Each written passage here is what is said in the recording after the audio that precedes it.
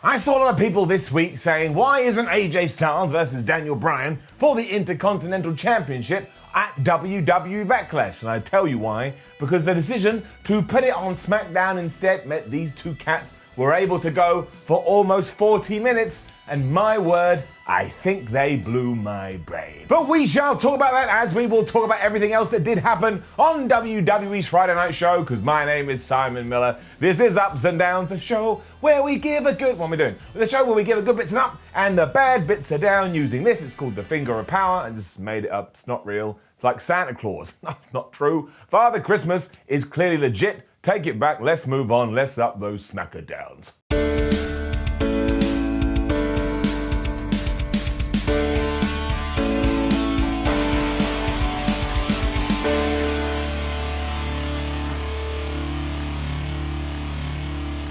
Oh boy. Now I do appreciate that WWE is going all in with this Jeff Hardy versus Sheamus angle, but I'm pretty sure it's going to cause quite the reaction online. Let's do it. It was a contract signing for their match that's happening at the pay-per-view because, as we all know, WWE just randomly picks matches here and there to have contract signing, which leads all of us to go, well, I wonder how any other matches get signed. I'm just going to assume magic.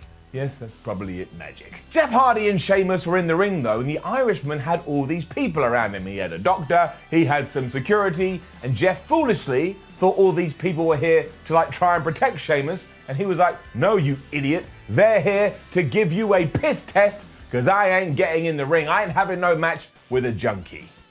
Sheesh. Wanting to be a beacon of hope for other people who may have gone through the same things, Jeff agreed to this. But Hardy, look, I'm sure you're a good person deep down. You've turned a corner in your life. I can massively respect that. You're somewhat of an inspiration because you've lived your dream. You are a professional wrestler, a WWE superstar. But look, you've got to start drinking more water because he did this wee test, and the color of his urine, I don't think he's drunk a glass of water in his entire life. I mean, it was the color of Dolph Ziggler when he overtans. The doctor shouldn't have been concerned about anything else. He should have looked at this and gone, right, Jeff, drink, hydrate yourself, you crazy son of a gun. What? It was disgusting. We also learned that usually this kind of test takes around about 24 hours, but as the Celtic warrior informed us, the doctor he has found is able to do it quicker. So, I mean, he should be getting some kind of science prize because he cracked it. We did it, hooray. Anyway, as Sheamus was acting like he was on Saved by the Bell by looking down the camera and doing some kind of PSA about how you shouldn't take drugs,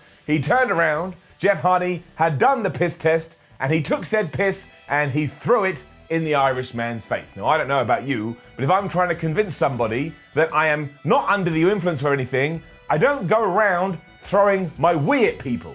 In fact, even if I saw that headline, man throws wee at other man, I would go, well, original man is probably on some kind of substance. Sheamus stumbled around the ring after this like it was confused juice. He was like, oh, I don't know what's going on. And oddly, Jeff Hardy just legged it here, which was not the best look for him. And as always, the caveat is if Hardy is fine with this, then there ain't no problems. But me, as a fan, watching it for entertainment value, it's just too close to home. I don't want Jeff to have to go through all this again. That's just what I think. And I know, burn me, set me on fire, kill me. I read the comments, what a terrible person I am. Get the pitchforks and stab it into my eye. In the back, Sheamus was washing his mouth out, which was a very smart move before his doc told him, I'm really sorry, pal, but Jeff passed the drug test. This made Sheamus super duper mad. And for the younger viewers that may be watching, yes, WWE has done this before between Vince McMahon and Shawn Michaels.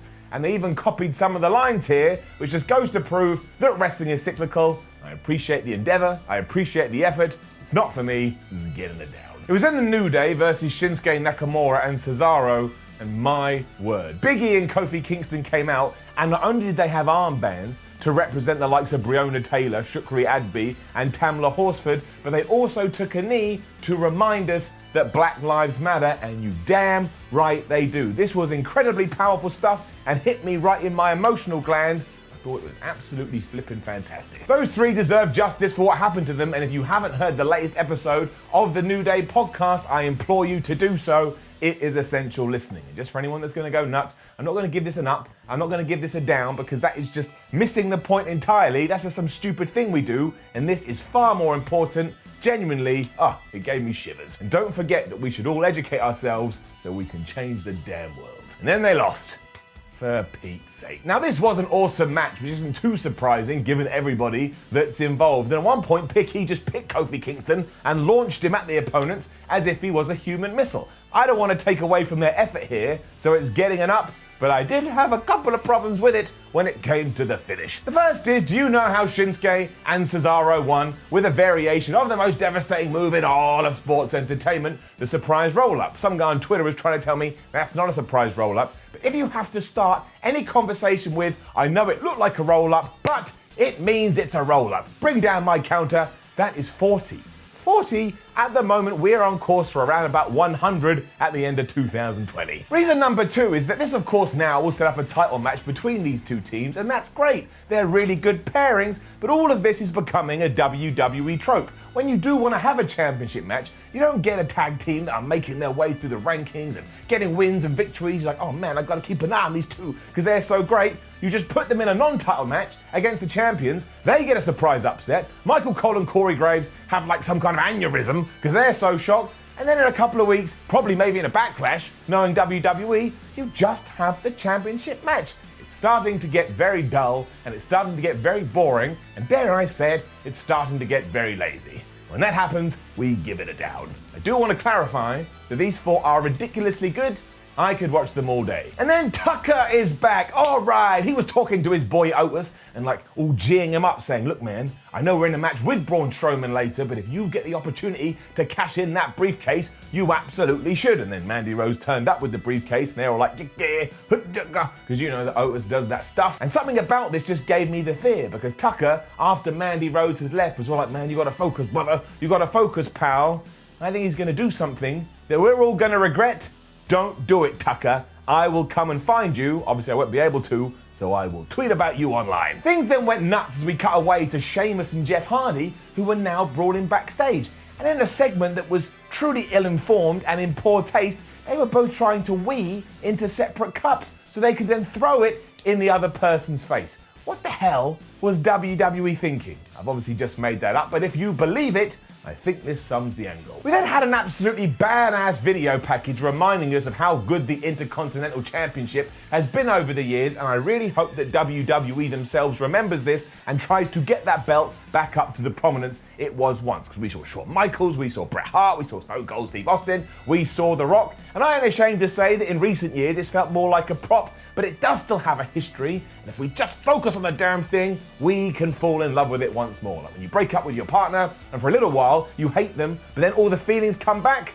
This is what I want with what is essentially just a gold thing, but I don't care. On that note, we then had the finals of the IC Championship tournament between AJ Styles and Daniel Bryan, and if we are trying to flash a spotlight on this, this was the way to do it. Because was this potentially the best match we've seen ever since Chris Jericho banned wrestling fans from attending wrestling shows? It could be. And is this the best TV match we have had in some time? It could be. Styles and Daniel Bryan absolutely smashed it as if their lives depended on it. I was absolutely hooked. It's not just getting an up.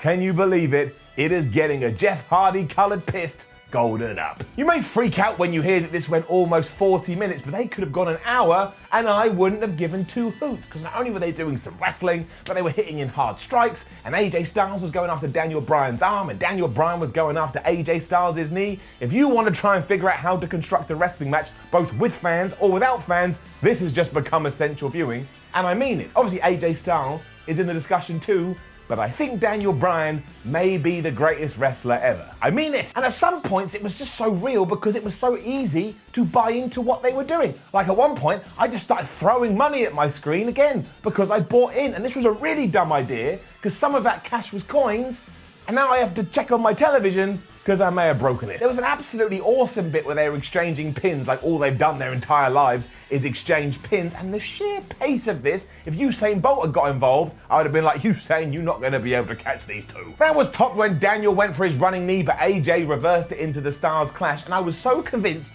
that this was the finish that when it wasn't, I made the noise, which was the equivalent to a giraffe gaining consciousness and then being freaked out when it looked at itself in the mirror. Just like, ugh. It seemed to surprise the Yes Man because after this, Styles managed to hit the phenomenal forearm, he got the pin, and he became the Intercontinental Champion. And even I was exhausted when all this was done. It was just so damn good. And if you have no plans to watch this, change your plans. I don't care what else you've got to do today. I mean, I'm gonna walk down the street, I'm gonna get some food. Cancel it all. Watch this. You gotta figure as well that WWE said to these two, you know what? You could have more free reign than usual. This would have rocked on any card, in any promotion, in any world. That's right, if you went to Mars and you had this wrestling match, the Martians would be like, well, that was pretty good. Maybe we should watch it again. Let's just give them a round of applause. Let's pipe in some fake cheers. Let's give this the atmosphere and the environment it deserves. I know, it's a weird thing we're doing right now.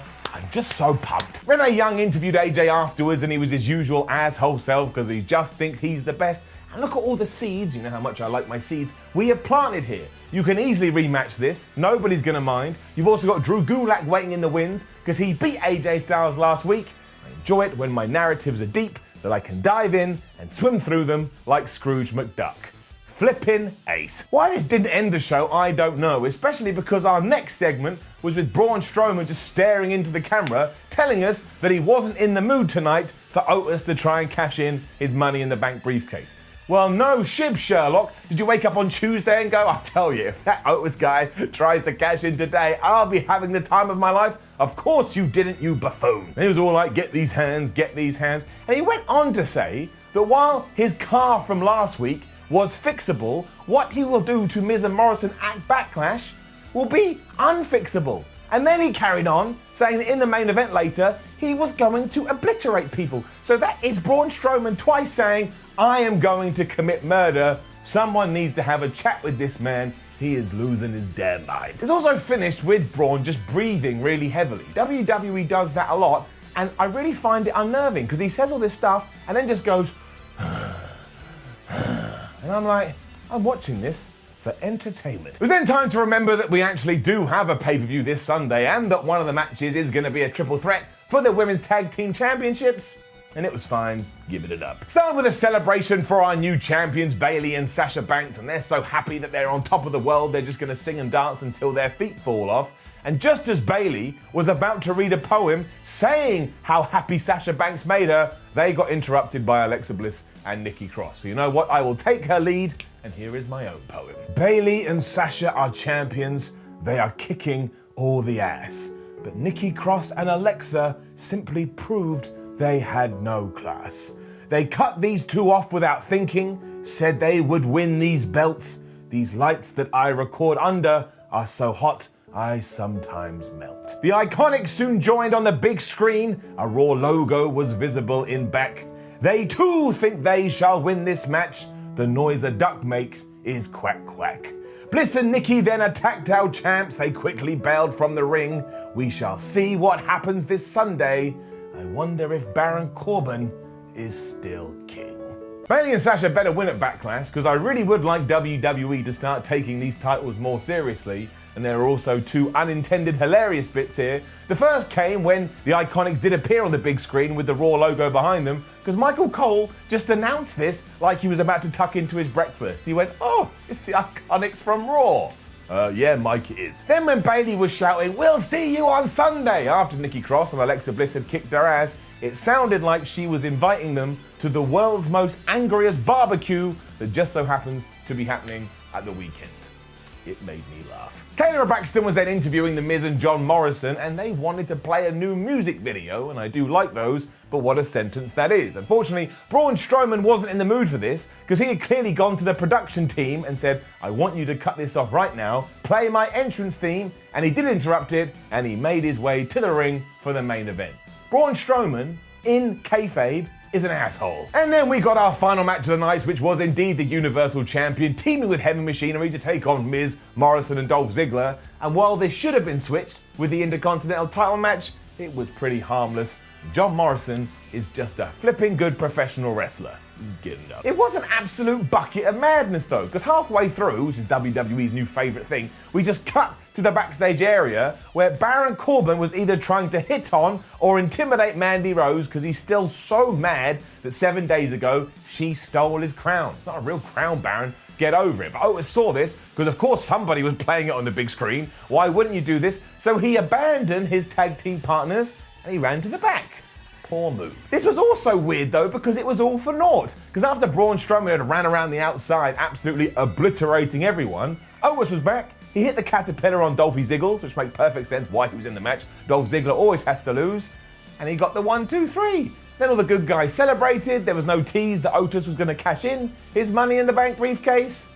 That was really, really, really bizarre. And for all those people, as well as me, saying that the Intercontinental Championship match should have main evented, WWE has a bunch of statistics, and they probably know that people don't hang around to the end of the show, so they put it where they did. Look, I don't mind it. I am just happy that we got to see that on television. You never get television matches that are that good. It felt like something you'd see at WrestleMania. It lived up to all my expectations. And maybe it was the greatest wrestling match ever, the irony being that's meant to be happening at Backlash. I mean, it wasn't. I am just being facetious. But for that match alone, when we give SmackDown the overall up or down, it gets an up. Now, don't forget to leave a comment below and let us know what you thought about last night's episode of SmackDown. Like the video, share the video, subscribe to WhatCulture Wrestling, then head over to WhatCulture.com, read yourself some articles, follow WhatCulture on Twitter at WhatCulture WWE, and watch more videos here on WhatCulture Wrestling. You just click and click and click and click and click. My name is Simon from WhatCulture. Thank you very much for joining me, and you bet your ass that Monday around about 2 p.m. BST we'll up those down for Backlash and the greatest wrestling match ever.